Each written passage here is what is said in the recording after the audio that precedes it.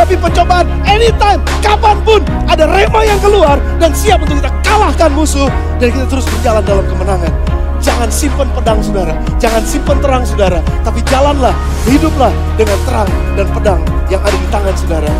Dan itu adalah the living word.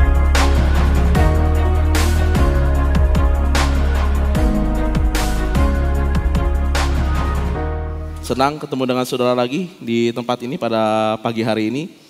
Perlu saya ingatkan sama saudara bahwa tema bulan Agustus sepanjang bulan ini adalah Transformer Generation.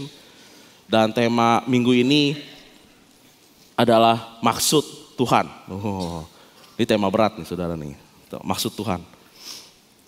Nggak tahu sih sama saudara ya, nggak tahu nih dengan saudara ya. Tapi buat saya emang Tuhan itu kadang-kadang rada-rada menyebalkan sih.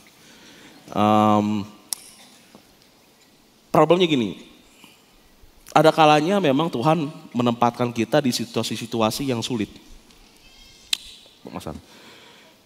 Yang membuat kita kesepian, kebingungan, bingung mau ngapain. Lalu kita kayaknya aduh susah banget ya, susah amat ya.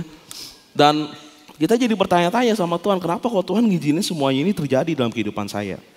Kenapa kok begini? Apa salah saya coba? Apa yang saya lakukan sebenarnya? Sehingga saya berada di situasi yang modelnya kayak begini gitu.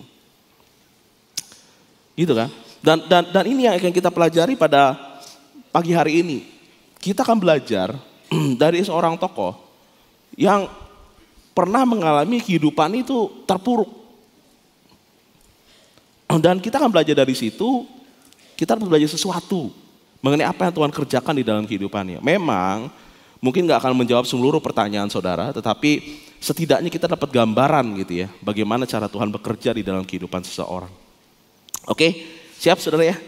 Mari kita buka Kejadian 50 ayat yang ke-20. Kejadian 50 ayat yang ke-20 mengatakan demikian. Memang kamu telah mereka-rekakan yang jahat terhadap aku, tetapi Allah telah mereka-rekakannya untuk kebaikan. Dengan maksud melakukan seperti yang terjadi sekarang ini, yakni memelihara hidup suatu bangsa yang besar. Saya ulang nih ya, memang kamu telah mereka-rekakan yang jahat terhadap aku. Ini katanya memang unik dan menarik. Peristiwa ini, background kisahnya adalah peristiwa ini terjadi, kata-kata ini diucapkan oleh Yusuf kepada saudara-saudaranya. Dan peristiwa ini terjadi, kalau andai kata saudara tahu kisah Yusuf ini dijual sama saudara-saudaranya pada waktu usia dia 17 tahun. Dijual sebagai budak dan terjadi banyak hal dalam kehidupannya. Pada akhirnya Yusuf jadi seorang penguasa di Mesir. Dan karena suatu keadaan yang memaksa, saudara-saudaranya datang kepada Yusuf untuk meminta bantuan pangan waktu itu. Membeli makanan waktu itu di Mesir karena terjadi kelaparan. Nah, setelah mereka tahu bahwa Yusuf menjadi penguasa di Mesir, mereka minta maaf karena mereka telah melakukan kejahatan. Yusuf pada waktu pertama kali memaafkan mereka, tapi saudara-saudaranya menyangka bahwa Yusuf memaafkan mereka karena ada papahnya masih hidup, Yakub. Lalu setelah papahnya meninggal, mereka datang lagi. Nah, peristiwa ini nih, mereka datang lagi. Mereka datang kepada Yusuf, mereka minta maaf kepada Yusuf sambil ngomong, kami telah berbuat jahat terhadap engkau, maafkan kami. Jawaban Yusuf adalah, memang, gitu ya. Memang kamu telah berbuat jahat. Dan kamu telah mereka-rekakan yang jahat terhadap aku. Ini kita bedah ayat ini ya, kita bagi menjadi 3 bagian dan kita akan belajar 3 bagian ini supaya kita bisa mendapatkan pelajarannya gitu. Yang pertama nih, orang benar tidak kebal masa sulit. Orang benar tidak kebal masa sulit. Ini kata-katanya Yusuf nih, memang kamu telah mereka-rekakan yang jahat terhadap aku. Di dalam kisah Yusuf, dalam kehidupan Yusuf, hanya dalam waktu 10 tahun, dalam kurun waktu 10 tahun, Yusuf bisa dibilang dikerjain sama 3 pihak. Yusuf dikerjain sama 3 pihak. Yang pertama nih ya, ini mungkin ada gambaran mungkin dari kehidupan kita juga nih, kehidupan saudara nih. Yang pertama nih ya, Pernah nggak saudara ngalamin, saudara dikhianati sama saudara sekandung sendiri? Yusuf dikhianati sama saudara kandungnya sendiri. Gitu kan, Kejadian 37 ayat 26, 28 dan ayat 36. Ngomongnya gini, lalu kata Yehuda kepada saudara-saudaranya, ini jangan-jangan Yusufnya ngedenger nih omongan begini nih ya. Apa untungnya ya kalau kita bunuh dia ya? Gimana ya caranya supaya kita bisa ambil untung dari dia nih? Kita jual aja ke orang tuh. Tak lagi tuh ada orang Midian tuh lewat. Kita jual aja yuk, seenggaknya hidup dia ada buat kita. Ini saudara kandungnya nih yang ngomong nih. Lalu Yusuf dijual ke orang Midian, dan dari orang Midian Yusuf dijual kepada orang Mesir. Ini perbudakan nggak ada memang di zaman sekarang, kita jadi nggak ngerti. Tapi pernah nggak begini? Ditusuk sama saudara kandung sendiri, sama saudara sendiri. Nih bukan orang lain nih yang ngomongin begini, bukan orang lain nih yang nyedot uang kita terus bikin kita bangkrut gitu misalnya ya. Bukan orang lain loh yang nipu habis-habisan gitu. Bukan orang lain loh, saudara kandung sendiri. Yusuf tuh ngalamin itu tuh, saudara kandung sendiri. Tapi kayaknya nggak cukup cuma selesai di saudara kandung, ternyata ada lagi peristiwanya. Yusuf itu juga dikerjain sama bosnya, difitnah juga. Kejadian 39 ayat 17 sampai 20 ngomongnya kan gini. Perkataan itu juga ceritakan perempuan itu kepada Potifar. Saya loncat langsung deh ya. Istrinya Potifar memfitnah Yusuf. Lalu Potifar ngomong, baru saja didengar oleh tuannya perkataan yang diceritakan istrinya kepadanya, begini begitu aku diperlakukan oleh hambamu itu, maka bangkitlah amarahnya. Lalu Yusuf ditangkap oleh tuannya, dimasukkan ke dalam penjara, tempat tahanan-tahanan raja dikurung. Demikianlah Yusuf dipenjarakan di sana. Pernah nggak saudara dikerjain sama bos? Nih Yusuf nih orang jujur loh ya. Dan apa saja yang diperbuatnya berhasil katanya. Bosnya ini tambah makmur, bosnya tambah kaya.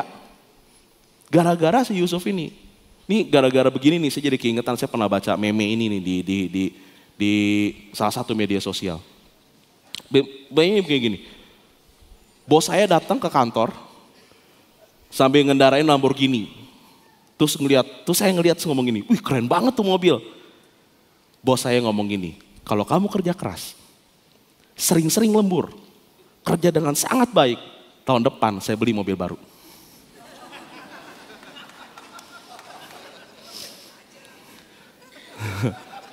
Nih kira-kira Yusuf nih modelnya kayak begini nih.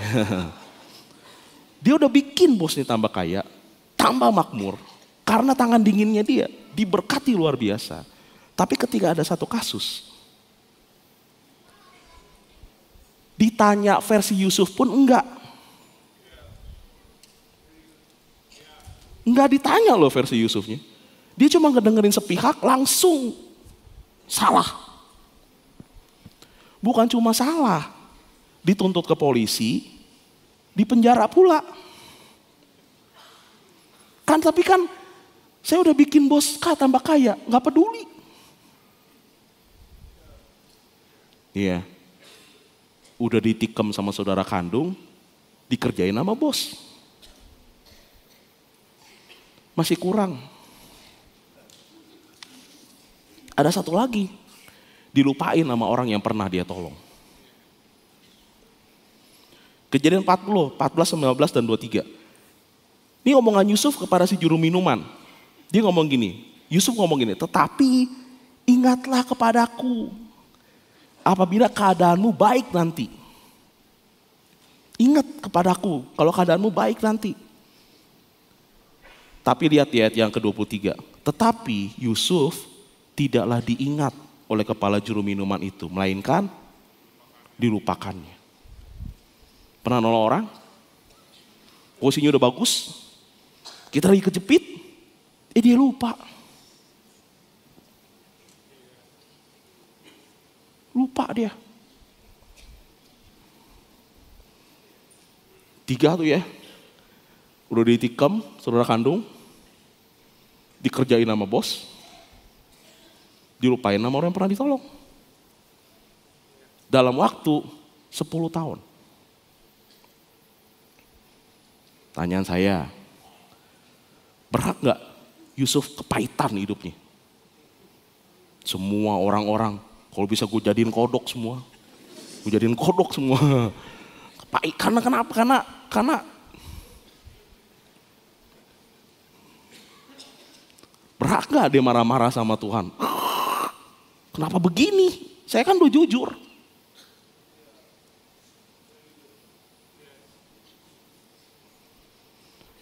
Tapi apa yang Tuhan kerjakan? Apa yang ada loh yang Tuhan kerjakan? Ketika Yusuf mengalami saat-saat sulit di dalam kehidupannya, Tuhan melakukan ini. Kejadian 39 ayat kedua, ini di rumah Potifar nih. Tetapi Tuhan menyertai Yusuf. Kata-katanya gitu.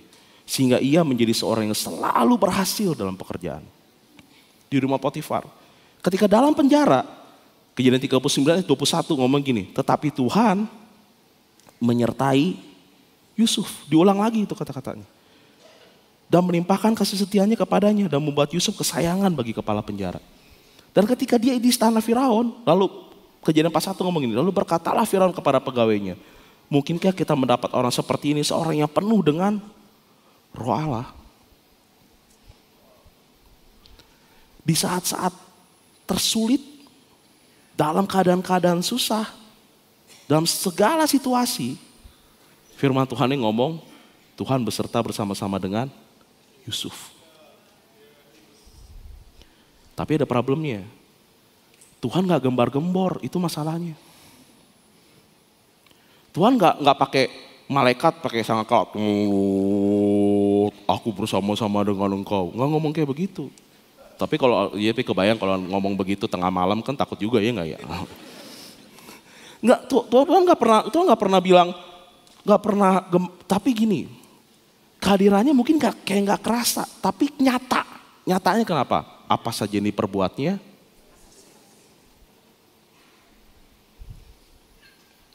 Kehadiran Tuhan tuh kelihatan dari hasilnya, mungkin nggak kelihatan keremeng-keremengnya gitu ya, bulu kuduk berdiri gitu ya. Terus saudara gemeteran gitu. Kalau bulu kuduk berdiri terus-terusan tuh saudara gemeteran, kayaknya saudara lagi sakit kayaknya.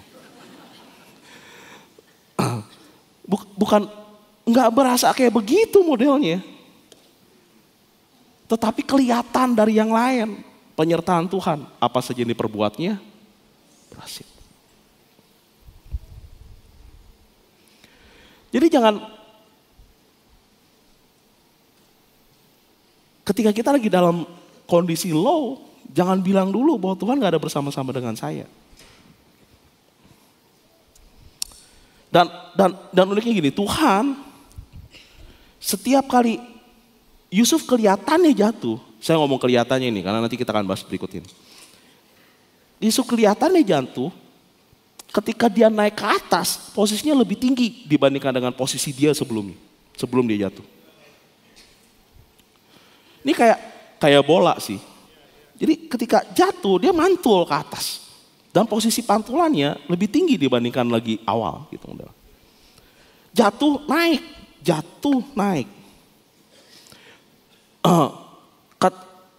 Yusuf jadi budak, diangkat jadi orang kepercayaan, naik. Jatuh lagi, masuk penjara. Tetapi naiknya langsung jadi Perdana Menteri. Lebih tinggi dibandingkan orang kepercayaan bos. Ganti bos. Yang ini lebih gede. Lebih kakap. Lebih tinggi pantulannya. Gitu juga dengan Tuhan loh. Tuhan mau ketika kita dalam kondisi kelihatannya jatuh, dia mau bantu kita mantul balik. Problemnya, apa yang kita lakukan ketika nih bola, nukik turun. Ini kan problemnya banyak orang panik ya kan ya. Pas lagi posisinya, ini bukan masalah posisi mantulnya. Tapi pas lagi bergerak turunnya. Cepet lagi turunnya. Widih. Begini amat ya Tuhan ya. Kebanyakan orang pas lagi di posisi begini nih. Tuhan gak adil. Pokoknya selama Tuhan gak adil, gak mau kebaktian 6 bulan.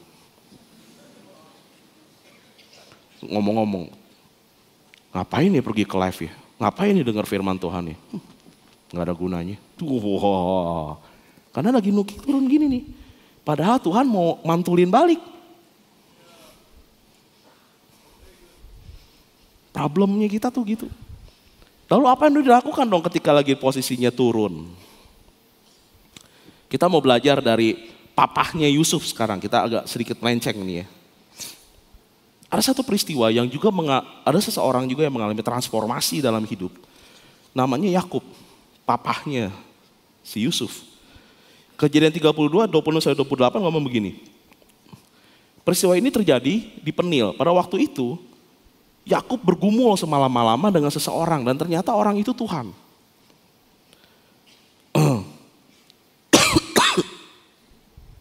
Sorry saudara, lagi batuk saya. Minum dulu ya bentaran ya.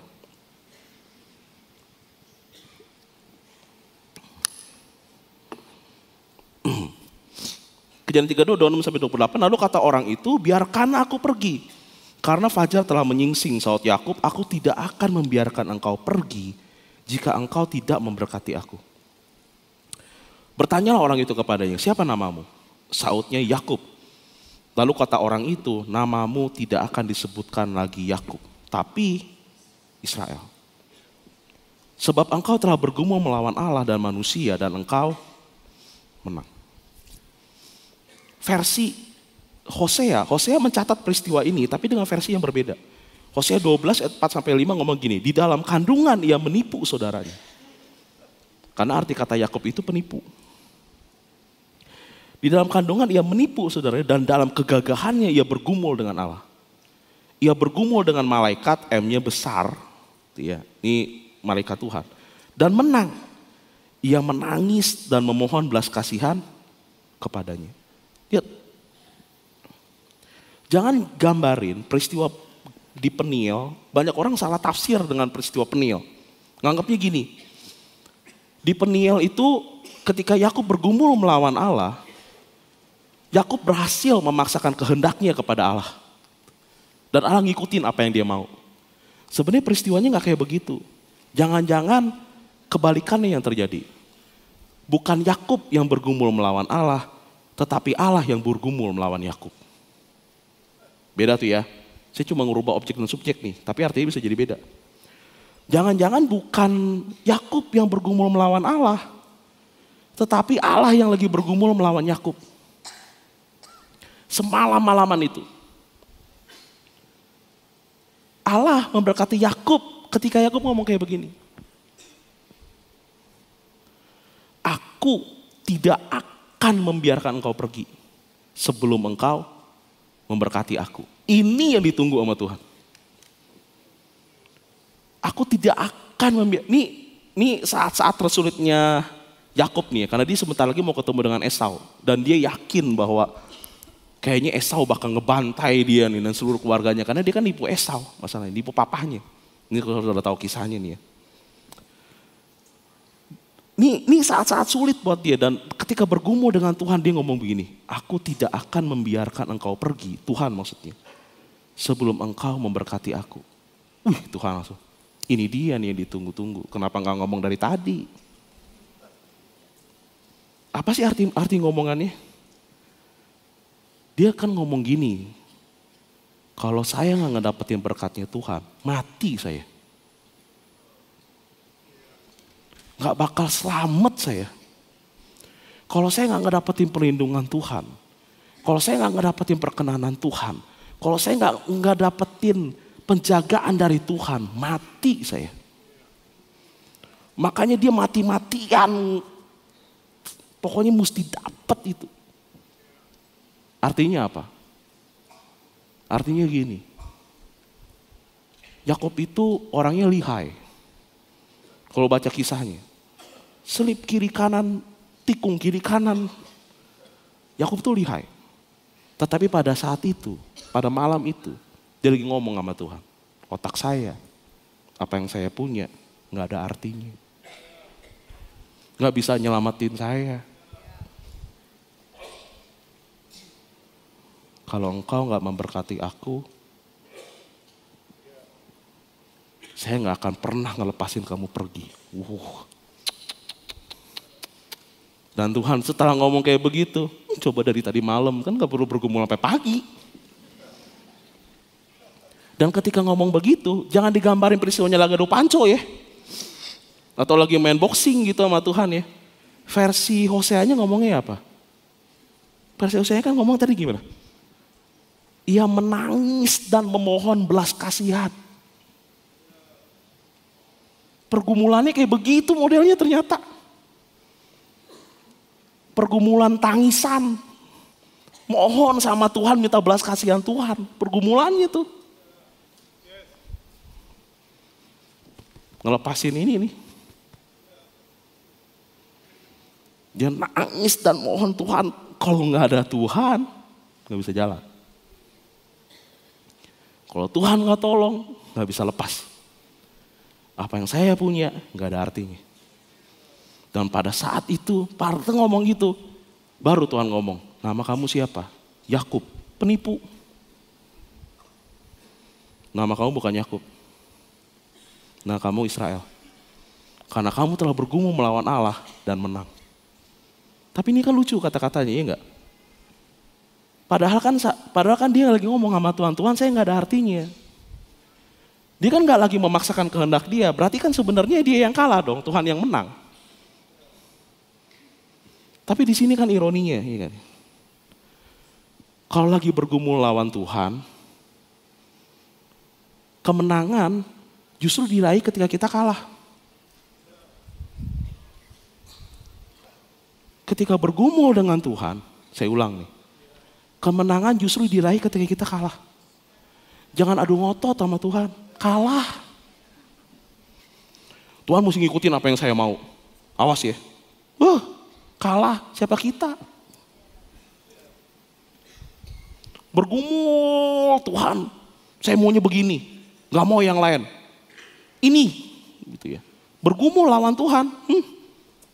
Terus ngarap-ngarapin peristiwa penil. Itu makanya Tuhan bergumul seharian sama si Yakub. Sebelum kita ngomong sama Tuhan,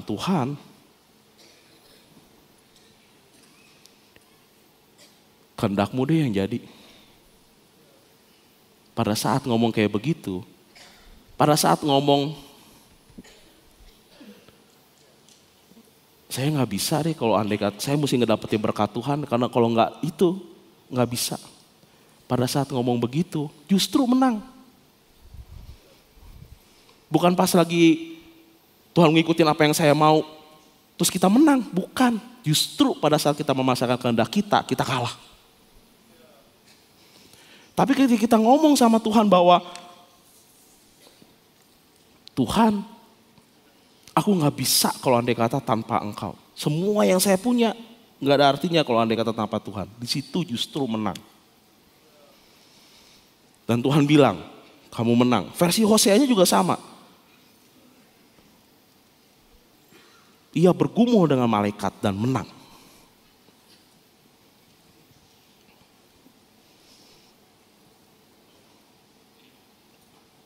Apa yang dilakukan?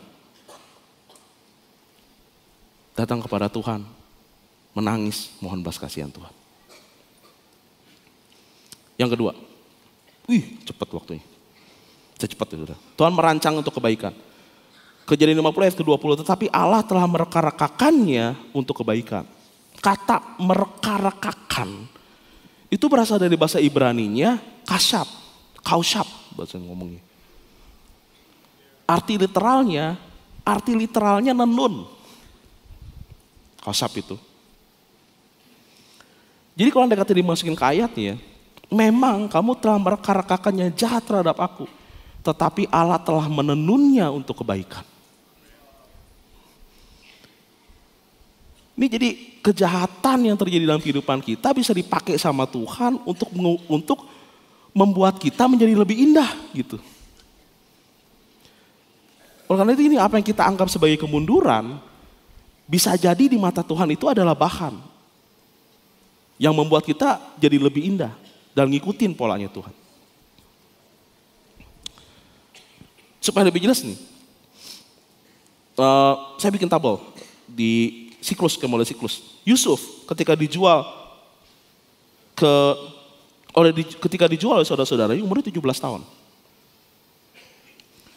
Umurnya 17 tahun. Ketika dia menjadi Perdana Menteri di Mesir, umurnya 30. Berarti ada jeda tuh. Pada waktu dia dijual dan ketika dia menjadi Perdana Menteri, jedanya sekitar 13 tahun, betul kan ya? 13 tahun itu dia di mana? Dia habiskan waktunya di rumah Potifar sebagian dan di penjara sebagian. Cuma problemnya gini, kita nggak tahu waktunya berapa lama dia di rumah Potifar. Dan kita juga nggak tahu berapa lama dia di penjara, nggak tahu. Tapi yang pasti, dia di penjara itu lebih dari 2 tahun. Dari mana taunya? Karena ketika dia menafsirkan mimpi juru minum, sampai jadi Perdana Menteri, berarti dipanggil sama Firaun, itu 2 tahun jaraknya. Tarik mundur. Berarti pada waktu juru minuman ketemu dengan Yusuf, usianya dia 28 tahun. Gitu kan? Saudara ngeliatin saya kayaknya gimana gitu ya. Salah nggak hitungan matematika saya? Berarti 2 tahun. Jadi 2 tahun. Jadi dia di penjara lebih dari 2 tahun. Tapi lihat polanya. Untuk menolong keluarganya Yakub, Yusuf harus jadi Perdana Menteri. Di Mesir. Nyampe Mesirnya jadi budak. Ketemu alurnya di rumah Potifar. Rumah Potifar itu kepala pengawal raja. Orang militer. Kalau andai kata Yusuf cuma budak biasa, posisinya rendah banget, terus melakukan kesalahan, ini orang militer nih ya. Galak pisan kali ya. Oh tapi enggak, Pak Purba baik hati kok. Tegas gitu ya. Terus dia kepala pengawal raja. Tuh kalau cuma ecek-ecek nih ya, langsung sek. Nih Yusuf dimasukin ke penjaranya juga bukan penjara biasa lagi. Penjaranya penjara khusus tahanan raja. Oh, khusus tahanan raja. Jadi ini buat orang-orang yang memang mau melakukan kesalahan terhadap raja tapi posisinya cukup tinggi gitu. Bukan orang biasa nih.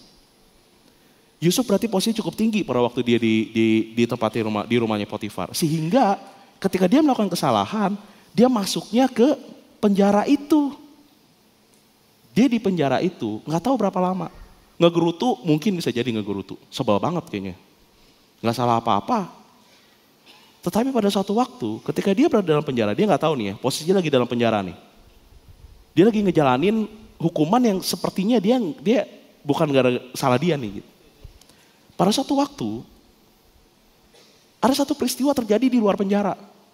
Peristiwanya adalah ada 2 pegawai Firaun yang melakukan kesalahan. Yang satu juru makanan, yang satu juru minuman. Satu ngurusin makanan Firaun, satu lagi ngurusin minuman. Ini dua-duanya chef. Satu makan, satu minuman, gitu kan ya. Nggak tahu kenapa, mungkin ada kecoa kali di makanannya Firaun. Sehingga Firaun minta dua-duanya dimasukin penjara selama penyelidikan berlangsung. Berapa lama mereka di penjara? Nggak tahu. Tapi kelihatannya nggak lama, cuma sebentar. Nunggu penyelidikan, siapa yang salah? Karena ada kecoa di makanan Firaun. Tunggu sebentar, kecoa di makanan Firaun nggak ada dalam Alkitab, saya lagi bercanda. Jadi saudara jangan anggap serius.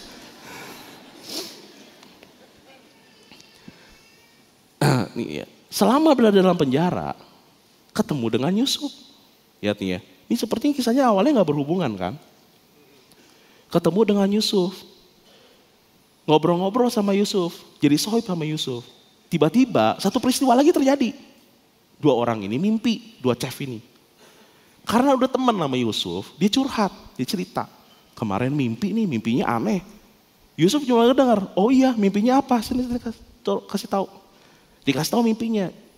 Dikasih tahu artinya sama Yusuf dan benar. Gitu kan ya. Itu cuma transit sebentar tuh di penjara, dia keluar lagi, dudukin jabatan semula. Itu mah kan cuma numpang lewat, cuma ketemu. Tapi dia tahu nih apa yang Yusuf bisa lakukan. 2 tahun lupa. Yusuf Mungkin pas lagi ngomong sama si juru minuman itu, ingat akan aku ya. Dia ambil kapur di tembok penjaranya, ditulis sama dia. Hari 1, hari kedua, hari ketiga, nggak datang-datang. Sampai 2 tahun, 730 hari. Mungkin kapurnya udah kehabisan kali itu. Mungkin dia juga udah capek nunggu kali, udahlah nggak usah diharapin dah orang itu mah. Bisa jadi, tetapi pada hari 729 malam, terjadi satu peristiwa lagi. Bukan di penjara, di istana raja. Lihat nih ya, kan kayaknya gak berhubungan kan. Firaun mimpi, itu di hari ke-729.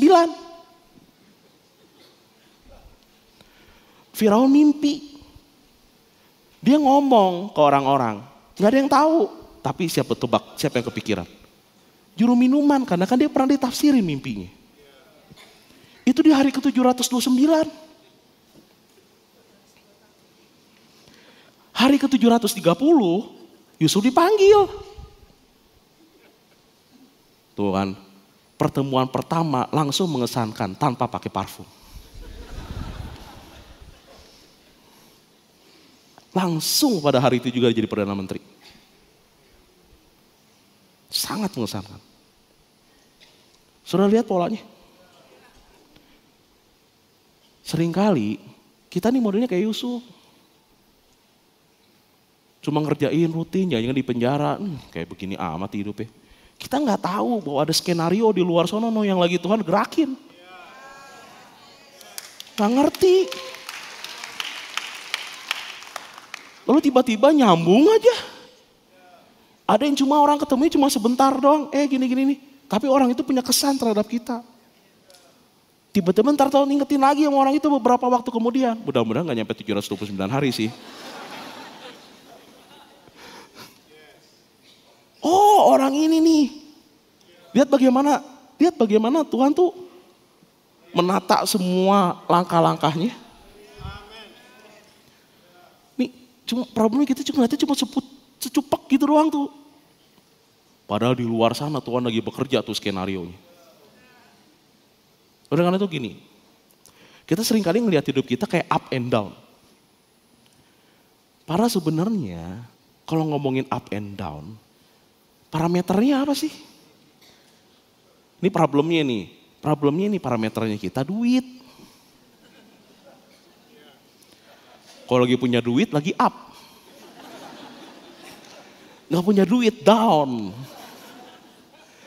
Jadi pas lagi gak punya duit down. Terus datang ke Tuhan. Gara-gara gak punya duit sering doa. Terus bilang sama Tuhan, Tuhan saya lagi down. Tuhan bilang, enggak lu lagi up. Karena Tuhan senang. Tadinya dicuekin, sekarang diajakin ngobrol. Gitu ya. Nah sekarang gini ya, up and down. Tuhan ngelihatnya beda. Terus gini, tuh kita datang kepada Tuhan, Tuhan hidupku kenapa belangsak banget ya. Terus ngomong, belangsak banget. Enggak, lagi on the track. Bentar lagi nyampe. On the track kok. Enggak belangsak. Kenapa kita bilang belangsak? Enggak ada duitnya. Atau enggak gini, pacaran misalnya, putus gitu. Terus datang kepada Tuhan, Tuhan saya tuh jelek banget ya. Enggak. Karena kamu on the track. Karena memang bukan itu jodoh kamu. Lihat tuh ya, bagi kita kelihatannya down, bagi Tuhan bisa jadi up. Perspektif mana ngelihatnya? Oleh karena itu, saya jadi mau ngomong apa ya? Ini gara-gara Jokowi nih. Nggak salah, kemarin ketemu supir mobil online. Kok sepi banget ya. Nih sepi banget penumpang sekarang nih gara-gara Jokowi ini. Semua salah Jokowi. Sorry streaming ya.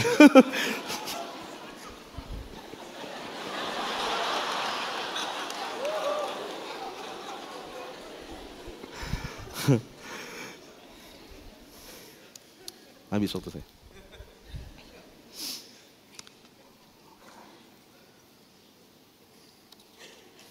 Terakhir, saudara.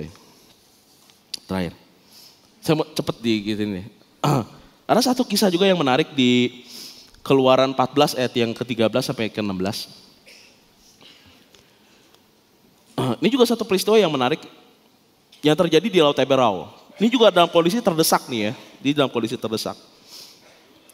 Tapi berkatalah Musa kepada bangsa itu, jangan takut, berdirilah tetap dan nyata keselamatan dari Tuhan yang akan diberikannya hanya kepadamu. Sebab orang Mesir yang kamu lihat hari ini tidak akan kamu lihat lagi untuk selama-lamanya. Tuhan akan berperang untuk kamu dan kamu akan diam saja. Berfirman Tuhan kepada Musa, mengapa engkau berseru-seru demikian kepadaku? Katakan kepada orang Israel supaya mereka berangkat. Dan engkau angkat tongkatmu dan ulurkanlah tanganmu ke atas laut dan belahlah airnya. Ini ada yang aneh. Pertanyaannya gini, kenapa Tuhan meminta Musa mengangkat tongkat? Ini kan suatu gerakan yang sia-sia, nggak efektif, nggak efektif ya. Kalau tujuannya cuma pengen ngebelah laut, kan nggak usah diangkat tongkatnya, buat apa coba ya? Nah, langsung aja Musa belahlah lautnya, pluk gitu kan ya. Jadi ngapain Musa angkatlah tongkatmu? Kenapa mesti begini dulu? Kepikiran nggak? Emang cuma saya yang kurang kerjaan kayaknya mikirin beginian. Ini problemnya gini, di kehidupan bangsa Israel, tongkat itu gambaran identitas. Ini ada beberapa contohnya, kita nggak ada waktu untuk ngebahas itu. Tapi tongkat itu gambar identitas diri. Karena tongkat itu unik, nggak ada ya tongkat yang kayu ini yang mirip satu sama lain. Beda-beda. Jadi kelihatan dari tongkatnya, oh ini mah tongkatnya si ini nih, gitu ya. Kelihatan tuh dari ulir, dari bakarannya gitu ya. Ketika ngebentuk ini, jadi kelihatan memang. Ini ngomong-ngomong, ini tongkat BPD Jabar nih saya pinjam. Dan memang ini kita ada beberapa tongkat. Dan memang tongkat satu sama tongkat lain itu beda-beda. Nggak ada yang sama. Jadi tongkat ini lagi ngomongin soal identitas. Yesaya 10 ayat 26 ngomong gini, ini ada catatan lain tentang peristiwa Laut Teberau, tapi dengan bahasa yang berbeda. Yesaya 10 ayat 26, Tuhan semesta alam akan mencambuk mereka dengan cemeti seperti ia menghajar Midian di gunung batu Oreb dan mengayunkan tongkatnya. Bandingin dengan Keluaran 14:16, angkatlah tongkatmu. Di Keluaran 14, tongkat siapa? Tongkat siapa? Musa. Tapi Yesaya 10, tongkat siapa? Tuhan. Jadi sebenarnya itu tongkat siapa? Musa apa Tuhan? Enggak, ini tongkat BPD Jabar, bukan tongkat apa Tuhan. Saudara salah dua-duanya. Tapi ini tongkatnya siapa? Tongkat siapa? Musa apa Tuhan? Gimana kalau dua-duanya benar? Bagaimana pada waktu di bawah, ini tongkat Musa. Tapi ketika dia naikin di atas, berubah kepemilikan jadi tongkat Tuhan. Ketika jadi tongkat Tuhan, dipukul ke Laut Teberau, kebelah tuh lautnya. Kenapa? Ini jadi alatnya Tuhan soalnya. Karena udah jadi tongkatnya Tuhan. Kepemilikannya udah kepemilikan Tuhan. Saudara mau dapat transformasi dalam hidup, kasih hidup, maka saudara akan ngelihat Laut Teberau kebuka di depan. Karena kita udah jadi alatnya Tuhan. Itu loh yang terjadi. Ketika kita mengangkat hidup kita kepada Tuhan, hidup kita berubah jadi alatnya. Dan kalau kita jadi alatnya Tuhan yang adikodrati, kita akan mengalami hal-hal yang adikodrati. Kita akan ngelihat hal yang tadinya nggak mungkin jadi mungkin. Yang terakhir, Yusuf kan ngomong gini. Yang terakhir ada diangkat untuk menjadi berkat. Yusuf ngomong gini, dengan maksud melakukan seperti yang terjadi sekarang ini, yakni memelihara hidup suatu bangsa yang besar. Yusuf ngomong, saya diangkat jadi Perdana Menteri Mesir dengan maksud, berarti punya tujuan. Tujuannya ini nih, melakukan seperti yang terjadi pada sekarang ini, yaitu memelihara hidup suatu bangsa yang besar. Kalau andai kata Tuhan mengangkat kita, Tuhan mengangkat saudara, tujuan akhirnya gak pernah buat diri sendiri. Tujuan akhir Yusuf bukan Perdana Menteri. Tujuan akhir Yusuf ketika dia diangkat menjadi Perdana Menteri untuk memelihara suatu bangsa yang besar. Bukan jabatan Perdana Menteri. Kebanyakan orang lupa masalahnya. Ketika diangkat, diberkati, nganggap bahwa itu tujuan akhir. Bukan. Tapi semuanya, seringkali kita stop cuma pas lagi, oh yang penting saya diberkati, saya berhenti. Enggak, bukan itu loh. Ketika Tuhan mengangkat kita, enggak pernah tujuannya pada akhirnya buat diri sendiri, enggak pernah. Ketika Tuhan mengangkat kita, tujuannya adalah untuk memberkati orang lain, itu pasti. Ketika Tuhan mengangkat kita, tujuan akhirnya adalah memberkati orang lain. Oleh karena itu, ketika Tuhan mengangkat saudara, lihat nih, apakah saya diangkat untuk memberkati orang-orang di sekitar saya atau saya simpan buat diri saya sendiri? Wah, kalau enggak, bantet berkatnya. Karena saudara diangkat bukan untuk diri saudara. Kita diangkat bukan untuk diri kita. Saya diangkat bukan untuk diri saya. Saya diangkat supaya orang-orang di sekitar saya diberkati. Mari. Saya undang saudara bangkit berdiri.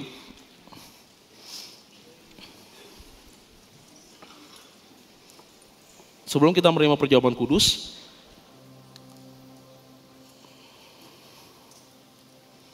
kalau pada saat ini, saudara, ini doa saudara. Kalau pada saat ini doa saudara adalah,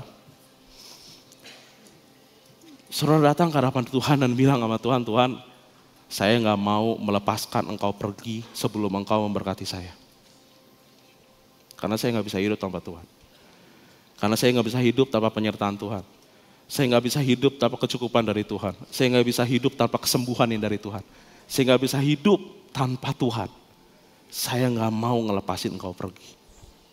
Kalau ini doa saudara, dan ini jeritan hati kita sebelum kita mulai perjamuan kudus, angkat tangan saudara. Angkat tangan saudara. Nyatakan hati saudara kepada Tuhan. Dan bilang sama Tuhan kata-kata ini, bilang sama Tuhan, betul-betul bilang sama Tuhan, Tuhan, gak akan pernah ngelepasin Tuhan pergi. Gak akan pernah ngelepasin Tuhan pergi. Gak akan pernah ngelepasin Tuhan pergi. Karena aku butuh Engkau ya Tuhan di dalam hidupku. Jikalau ini juga adalah doa saudara, Tuhan, aku mau jadi alatmu. Karena hidup yang terangkat, itu akan menjadi alat Tuhan. Aku mau melihat banyak perkara mujizat terjadi dalam hidupku. Tapi bukan untukku. Untuk orang-orang yang ada di sekitarku. Aku ingin menjadi berkat buat banyak orang yang ada di sekitarku.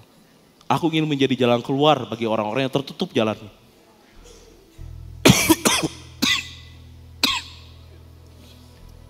Aku ingin menjadi alat Tuhan untuk memberkati kehidupan banyak orang. Kalau ini juga doa saudara, angkat tangan saudara. Angkat tangan saudara. Bapak yang baik, Engkau lihat tangan-tangan yang terangkat. Tangan-tangan ini adalah tangan-tangan yang rindu. Tangan-tangan ini adalah tangan-tangan yang betul-betul ingin mengharapkan Tuhan. Terus ada di dalam kehidupan mereka. Berjalan bersama-sama dengan Tuhan, kemanapun Engkau pergi, mereka ingin pergi. Tangan-tangan ini adalah tangan-tangan yang rindu menempatkan Tuhan di center kehidupan mereka, di pusat kehidupan mereka. Bapak yang baik, kami gak bisa hidup tanpa Engkau. Kami gak bisa berjalan tanpa Engkau.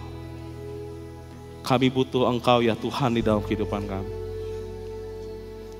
Kami butuh penyertaan Tuhan. Kami butuh kehadiran Tuhan. Kami butuh pribadi Tuhan. Bapak yang baik, inilah kami. Kami ingin juga dipakai sebagai alat-Mu ya Allah. Karena kami tahu, ketika Engkau mengangkat kami, itu bukan buat kami sendiri. Tapi kami tahu, ada orang-orang di sekitar kami yang membutuhkan keberadaan kami. Kami ingin menjadi berkat juga buat mereka. Supaya mereka juga dapat merasakan kasih Tuhan dalam kehidupan mereka. Bapak, jadikan kami alat-Mu untuk menjangkau kehidupan mereka. Menyentuh kehidupan mereka, mengubahkan kehidupan mereka. Kami ingin menjadi alat Tuhan juga untuk mentransformasi kehidupan orang lain yang ada di sekitar kami. Bapa Surgawi, inilah kami, seluruh keberadaan kami. Bersyukur karena kami tahu Engkau adalah Allah yang hidup, dan kami tahu bahwa Engkau adalah Allah yang mendengar doa dan permohonan kami. Terima kasih ya Bapa Surga. Terima kasih Tuhan Yesus.